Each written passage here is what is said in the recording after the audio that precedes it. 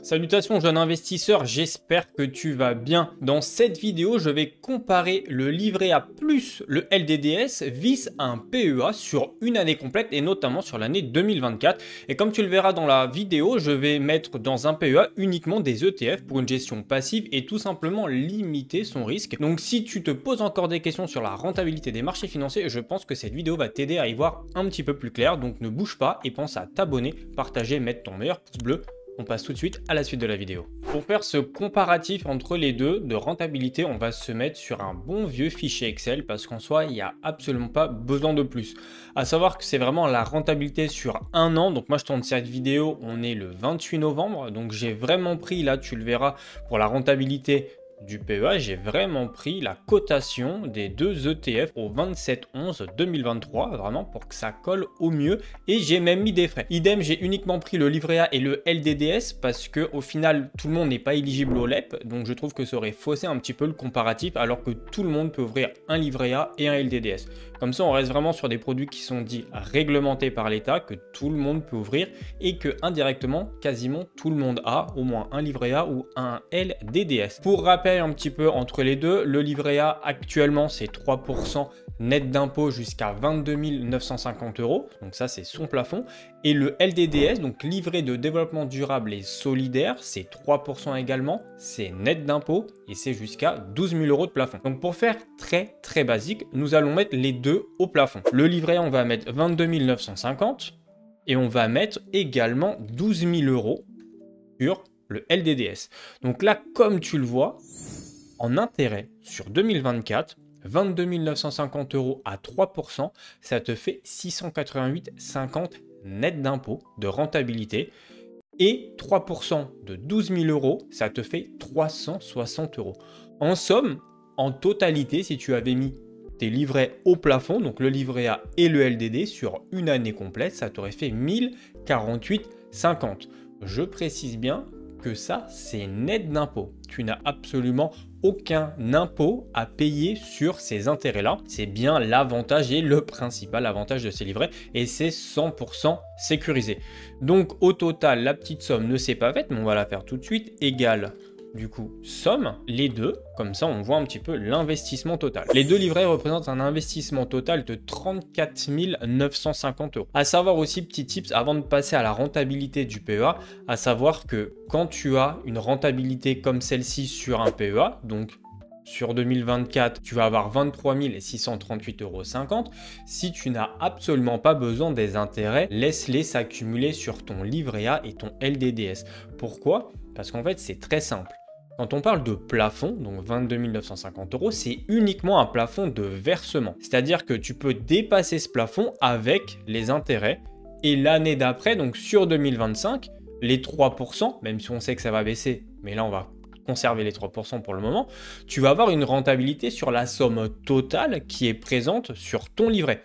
La rentabilité ne se fait pas uniquement sur le plafond du livret, donc en somme les 22 950 €. Ça se fait sur la somme totale qui est présente sur ton livret. Donc là, sur 2025, la rentabilité se fera sur 23 638,50 €. Donc ça, c'est le schéma typique de ce qu'on appelle les intérêts composés. C'est-à-dire que la première somme d'argent que tu vas déposer va te générer des intérêts et les intérêts vont te générer d'autres intérêts si tu n'y touches pas. Pour moi, je trouve ça important. Si aujourd'hui tu n'as absolument pas besoin des sommes et des intérêts qu'ont généré tes premiers placements, de les laisser s'accumuler car ça va systématiquement te générer encore plus d'intérêts. Donc c'est vraiment primordial de faire ça. Les intérêts composés, tu verras, c'est juste un banger. Maintenant, nous allons passer à la rentabilité sur une année d'un PEA. Comme tu le vois, j'ai sélectionné des classiques. Je ne suis pas allé chercher des trucs farfelus, des ETF sur le Bitcoin, des ETF sur l'eau ou sur l'Inde, même s'ils sont très bien, j'ai fait des vidéos sur ce sujet. Mais là, en l'occurrence, j'ai vraiment pris des choses que toi, petit investisseur qui souhaite simplement diversifier son patrimoine, qui débute sur les marchés financiers, les deux principaux ETF dont tu vas en entendre parler, ça va être le S&P 500, le S&P 500 qui regroupe les 500 plus grosses capitalisations américaines, et souvent le deuxième, c'est le Nasdaq 100, qui regroupe 100 structures qui sont globalement de la tech, mais pas que. Donc ça, c'est les deux principaux ETF sur lesquels les personnes, quand ils débutent, vont vouloir investir. Il y a un petit peu de doublon entre les deux, mais ça reste quand même relativement intéressant de compléter le S&P avec un Nasdaq. Aujourd'hui, j'ai pris le BNP Paribas Easy, le S&P 500 classique que je recommande dans mes vidéos parce qu'en termes de frais, il n'est pas très cher et c'est un ETF qui est éligible sur ton PEA. Je le rappelle, le PEA c'est très intéressant de par sa fiscalité après 5 ans. Tu as une carotte, c'est-à-dire que tu vas être exonéré d'impôt sur le revenu, donc tu économises 12,8% sur l'ensemble des sommes que tu vas générer, donc tes plus-values sur ton PEA.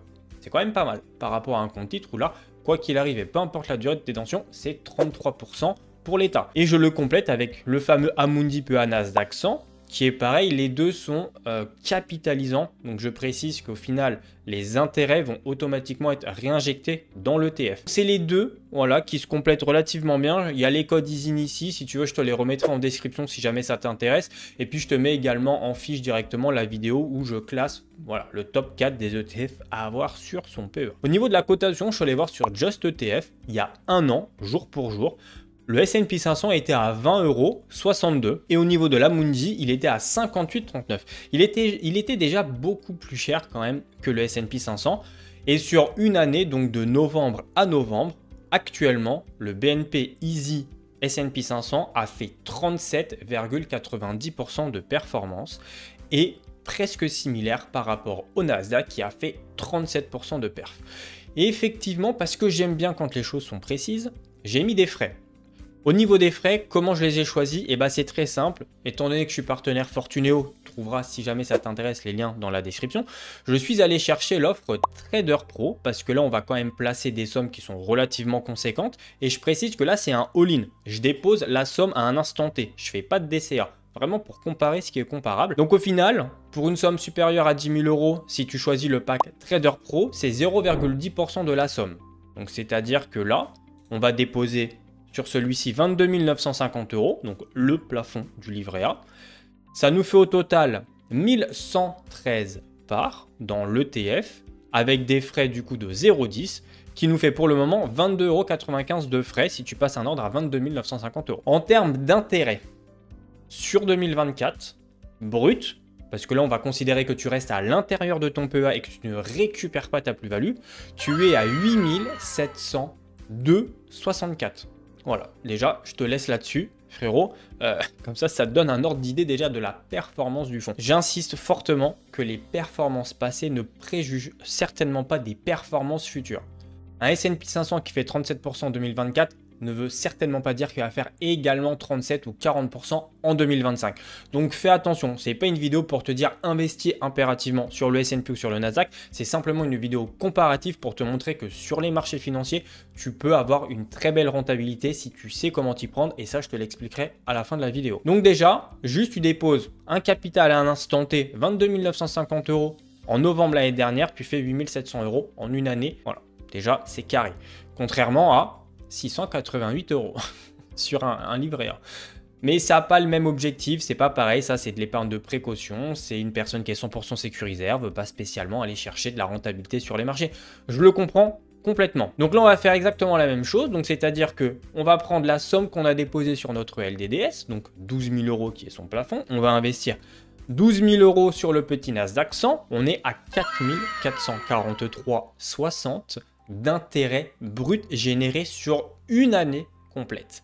Ce qui nous fait au total, avec au niveau des frais qu'il faudra bien entendu quand même déduire, ici on aime bien la précision les amis, ça te fait 34,95 € de frais voilà, en ayant placé quasiment 35 000 € sur les marchés. Donc je trouve que ça va. En même temps, c'est du 0,10, c'est des maths, pas besoin de sortir de Saint-Cyr. Au final, tu vois, au niveau de la comparaison, là, tu additionnes la rentabilité de ton PEA, ça te fait du 13 146,24 € brut. D'accord? J'insiste que là, on reste à l'intérieur de ton PEA. L'objectif, de toute manière, quand tu investis sur un PEA, c'est pas de ressortir avant les 5 prochaines années. Parce que si tu sors avant les 5 prochaines années, tu n'as pas la carotte fiscale. Donc 30%, tu vas payer sur ta plus-value ici. Et en plus de ça, tu clôtures complètement ton plan. Donc, ça n'a aucun intérêt. L'objectif, c'est vraiment d'épargner sur du long terme. En somme, totale, tu aurais généré sur un an, en ayant déposé 34 950 €, tu aurais là, à l'heure actuelle, 48 096,24 €. Et bien entendu, ça reste du brut, alors qu'ici, tu auras eu 35 998,50 € et là, c'est du net, tu peux en faire bien entendu ce que tu veux étant donné que tu es libre sur le livret A et le LDDS. Mais c'est important de comparer les deux. Pourquoi je t'ai pris un S&P 500 et pourquoi je t'ai pris un Nasdaq? Parce que c'est vraiment les ETF, le b.a.-ba d'un investissement relativement passif. Un ETF, tu investis, tu déposes un capital, notamment sur le S&P ou le Nasdaq, tu n'as absolument pas besoin de t'en occuper. Il faut juste être conscient que ça reste les marchés financiers, qu'il y a des fluctuations sur les marchés financiers et surtout ceux qui me suivent. En ce moment, on a quand même pas mal de fluctuations, notamment sur le CAC. Mais il faut avoir conscience de ça que cette somme-là, oui, tu peux la perdre. Oui, il peut y avoir d'énormes variations. Et effectivement, si tu regardes novembre l'année dernière, eh ben, le Nasdaq il était dans le rouge. Et idem pour le S&P 500. Mais avec tout ce qui s'est passé cette année, le Nasdaq, eh ben, il a réussi à monter progressivement pour atteindre quasiment 38% de performance pour le S&P 500.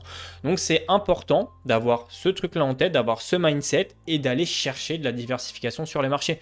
Là, je parle de grosses sommes, je parle effectivement de 34 900 €, mais c'était vraiment pour comparer quelqu'un qui veut mettre ces deux livrets-là au plafond, vice mettre la même somme sur des ETF via un PEA, pour que ça soit vraiment parlant pour les gens.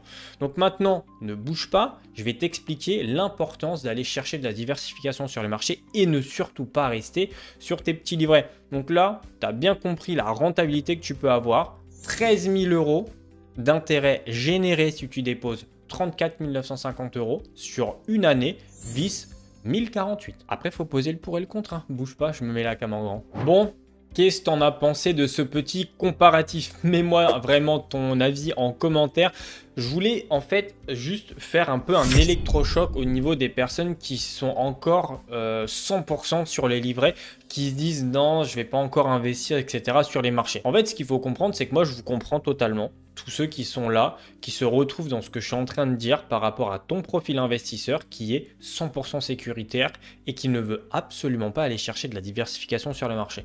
Vraiment, je te comprends et j'ai déjà eu des clients comme ça. Voilà, ça fait 5 ans que je travaille dans les établissements bancaires, donc j'étais déjà confronté à ce type de profil. Par contre, ce qu'il faut comprendre, c'est que aujourd'hui, les livrets, on le sait, le taux était gelé jusqu'en 2025.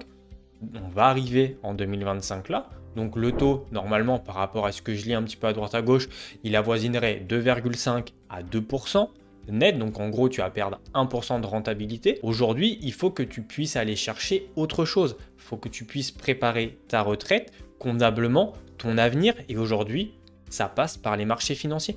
Les marchés financiers sont régis exclusivement par l'économie. Ils ne sont pas régis par l'État. Ce n'est pas l'État qui va décider de telle rentabilité sur telle entreprise. Ça va être la performance tout simplement de l'entreprise. Aujourd'hui, je ne te dis pas qu'il faut acheter des actions ou qu'il faut forcément acheter cet ETF-là. Je veux simplement que tu puisses avoir conscience et que tu puisses te renseigner au final un peu à droite à gauche sur vraiment ce que peut t'apporter un investissement via un plan épargne action. Je te mets la fiche juste ici si jamais ça t'intéresse, j'ai fait une vidéo sur le sujet. Il faut que tu puisses te rendre compte que tu peux aller chercher des investissements sur des ETF de manière relativement passive et semi-sécuritaire. Pourquoi je dis semi-sécuritaire? Parce qu'au final, un investissement sur les marchés financiers représente, quoi qu'il arrive, un risque de perte en capital. C'est comme ça, c'est les marchés financiers. Mais quand tu prends un ETF, et notamment si tu débutes, fais la fameuse méthode DCA, le Dollar Cost Averaging. C'est investir régulièrement la même somme d'argent toutes les semaines ou tous les mois sur un ETF. Tu fais ça ne serait-ce que pendant 6 ou 7 mois, voire un an, juste pour te familiariser avec les marchés financiers, voir comment tu réagis quand il y a des fluctuations, comment tu réagis quand tu veux ouvrir ton application et que tu vas voir que ton PEA il est complètement dans le rouge et que tu as en moins-value. Et comme ça va te permettre de pouvoir gérer tes émotions. C'est savoir gérer ses émotions. C'est extrêmement important. Surtout en ce moment, parce qu'il n'y a pas que des petits investisseurs débutants qui regardent mes vidéos, il y a aussi des investisseurs qui sont plutôt aguerris. En ce moment, vraiment, le PEA, notamment le marché français, est quand même assez compliqué. On a beaucoup de choses qui sont dans le rouge, mais il faut savoir patienter, savoir prendre les bonnes décisions. Est-ce que je renforce ma ligne? Est-ce que je vends? Qu'est-ce que je fais au final? Et ça, c'est important quand tu débutes sur les marchés financiers, de savoir gérer un petit peu tes émotions. Aujourd'hui, l'ETF te permet tout simplement d'investir régulièrement sur tout un marché complet. Si je reprends le S&P 500 pour bien t'expliquer la chose, tu investis via un seul produit sur 500 entreprises. Tu es complètement dilué. Si sur les 500 entreprises, tu en as une qui fait des mauvais résultats, l'action de cette entreprise-là va peut-être perdre 3% sur les marchés, mais sur le S&P 500, ça va quasiment pas se faire ressentir. Et même si ça se trouve, lui, le S&P 500 va être positif parce que tu as les 499 autres entreprises qui ont potentiellement enregistré de bons résultats. Donc ça, c'est quelque chose qui est intéressant et très bien pour les personnes qui ont envie de se lancer sur les marchés financiers de manière passive et semi-sécuritaire parce que tu vas diminuer ton risque. Tu diminues ton risque en investissant via un seul produit sur 500 entreprises et tu diminues ton risque aussi en investissant régulièrement sur les marchés. Le fait d'investir tous les mois ou toutes les semaines sur un ETF, c'est que tu vas systématiquement acheter à différents prix. Donc ce qu'on appelle un PRU, un prix de revient unitaire, il va constamment être collé un petit peu à ce qui se passe sur les marchés. Donc tu ne seras jamais en grosse plus-value, mais tu ne seras jamais non plus en grosse moins-value. Donc c'est assez intéressant pour se familiariser avec les marchés, de commencer par cette méthode-là.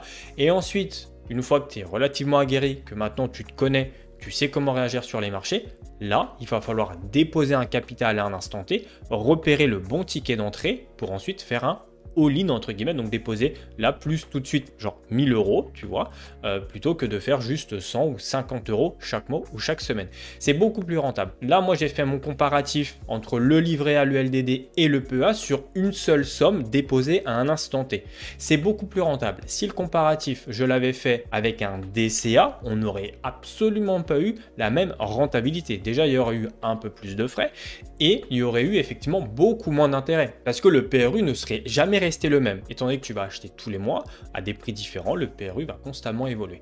Donc, mais c'est beaucoup plus sécuritaire de faire cette méthode-là. Partage-moi ton avis en commentaire si tu te retrouves un petit peu dans mes propos. Si tu es un investisseur déjà aguerri, j'ai envie de connaître ton avis sur ce sujet. Si tu es une personne qui veut commencer les investissements, n'hésite surtout pas à rejoindre la communauté. J'ai un Discord, tous les liens vont être dans la description. Même mettre des messages en commentaire, je suis très réactif aux messages ou même tout simplement envoyer un MP. Je réponds aux messages privés sur Instagram, n'hésite surtout pas si jamais tu as des doutes, des angoisses ou des qu'est-ce qui se passe. Je suis là simplement pour t'aider et t'aiguiller. Je vais certainement pas te forcer à investir. Moi, je suis un ancien conseiller expert profession libérale et patrimoniale. Je veux simplement comprendre et peut-être essayer, tu vois, de te dire, bah attends, fais peut-être ça, tu verras plus tard, ça sera quand même quelque chose d'intéressant. J'espère en tout cas que cette vidéo t'a plu, cette vidéo t'a permis d'y voir un petit peu plus clair sur les investissements, de comprendre et de poser le pour et le contre sur investir sur des livrets vis les marchés financiers, tout en restant sur des choses qui sont quand même relativement stables, relativement passives, sur lesquelles tu minimises ton risque. Avant de nous quitter, je tiens à te préciser également que je suis partenaire avec Fortuneo et Trade Republic. Donc si jamais tu souhaites franchir le pas, et ben tu retrouveras l'ensemble de mes liens partenaires Fortuneo, notamment pour le PEA, ou même si tu es un investisseur un petit peu plus aguerri et qui veut aller chercher un plan d'investissement via un compte titre, Trade Republic. L'ensemble des liens sont en description, tu connais, ça aide énormément à soutenir la chaîne. Je te remercie en tout cas, c'était Anto Conseil et je te dis à bientôt pour un nouveau sujet. Ciao.